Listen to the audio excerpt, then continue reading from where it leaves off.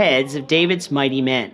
This is the question we seek to answer today as we continue our verse-by-verse study of the book of 1 Chronicles on walking through the Bible. Of his word, the glory of his cross.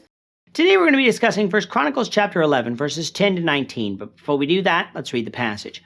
If you have a Bible with you, you can turn to 1 Chronicles chapter 11, verse 10. But if you don't have a Bible, don't worry. Just follow along with us on the screen. The version that we'll be reading from is the New King James Version. So, 1 Chronicles chapter 11, beginning at verse 10. Now these are the heads of the mighty men whom David had, who strengthened themselves with him in his kingdom, with all Israel to make him king, according to the word of the Lord concerning Israel. And this is the number of the mighty men whom David had: Jashobeam, the son of a Hachmonite, chief of the captains. He had lifted up his spear against 300, killed by him at one time. After him was Eleazar, the son of Dodo, the Ahoite, who was one of the three mighty men. He was with David at Pasdammim. Now there the Philistines were gathered for battle, and there was a piece of ground full of barley. So the people fled from the Philistines, but they stationed themselves in the middle of that field, defended it, and killed the Philistines. So the Lord brought about a great victory. Now 3 of the 30 chief men went down to the rock to David, into a cave of Adullam. And the army of the Philistines encamped in the valley of Rephaim. David was then in the stronghold, and the garrison of the Philistines was then in Bethlehem. And David said with longing, "Oh, that someone would give me a drink of the waters of the well of Bethlehem, which is by the gate." So the 3 broke through the camp of the Philistines, drew water from the well of Bethlehem, that was by the gate, and took it and brought it to David. Nevertheless, David would not drink it, but poured it out to the Lord. And he said, "Far be it from me, O my God, that I should do this. Shall I drink the blood of these men who have put their lives in jeopardy? For at the risk of their lives they brought it. Therefore he would not drink it.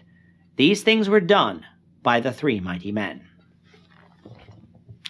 The chronicler has returned to a list of names again. Yes, he has done that. But this is largely a list that we have covered before. However, this time it is actually placed in context. We covered this list the first time when studying 2 Samuel 23, verses 8 to 39. We noted in that book that this list seemed to be an addendum to the book, due to the fact that it mentioned people who we know already were dead. Thus, it represented a time period sometime else in 2 Samuel. Using 1 Chronicles, we learned that the time would be around the time David took Jerusalem, and even a bit before that.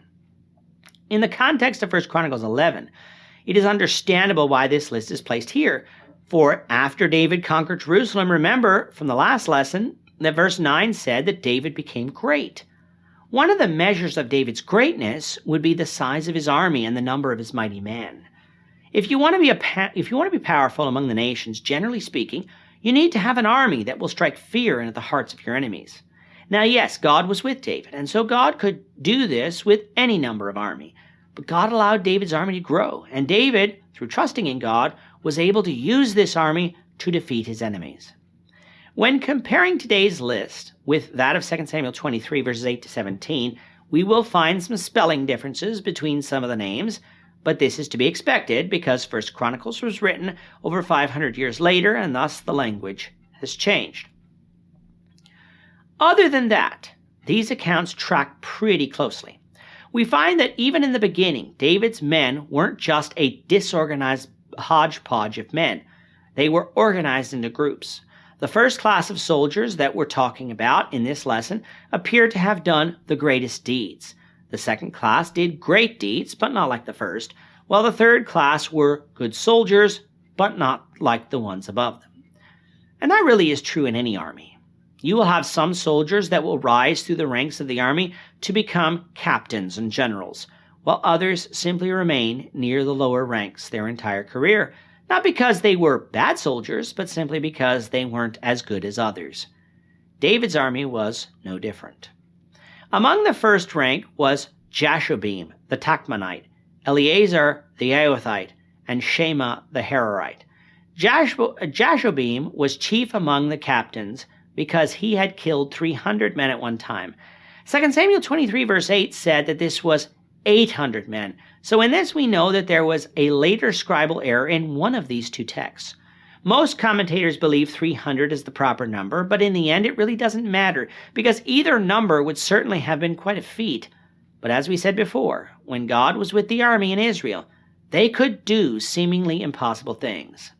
Eleazar came after him, and from 2 Samuel we learned that he was known for attacking the Philistines until his hand became tired. However, his hand remained on the sword in spite of this, and the Lord brought about a great victory that day, showing us that it was because of the Lord that Eleazar was able to do this. Shammah is missing by name in this list. For what reason we do not know. However, his deeds were not. Shammah was known for defending a field of lentils or barley from the Philistines, who had gathered to take it when the rest of Israel in the area had fled at the sight of the Philistines. This too was done through the Lord, who brought about a great victory. So as you can see, these men were men of great bravery and valor, and thus deserving of such high military rank. But they are also men who trusted in the Lord, for the Lord is the one who brought about the victory. Verses 15 and 19 relates to us an event which probably took place shortly after the capture of Jerusalem, when David was fighting the Philistines. That event was recorded in more detail back in 2 Samuel 5, verses 17 to 25, but if you recall back to that study, once David took Jerusalem, the Philistines attacked out of fear that they would lose the ability to control Israel if David consolidated power. And in one of those battles, we find the Philistines in the valley of Rephaim, which is near Bethlehem, and David told to go circle from behind and attack the Philistines. Adullam would fit the position where David was told to go, and so this leads us to the conclusion that what is recorded here is an event that occurred before this battle. What we find is that before the attack, David was thirsty and longed for the water that came from the well of Bethlehem, which would have been in the midst of the Philistine army's position. Thus, the reason he longed for this water is that was the water he grew up on. And so, as we often do, we long for things we had growing up, whether it's food, drink, or something else. Well, 3 unnamed men from David's mighty men heard David's words and risked their lives to get some of this water.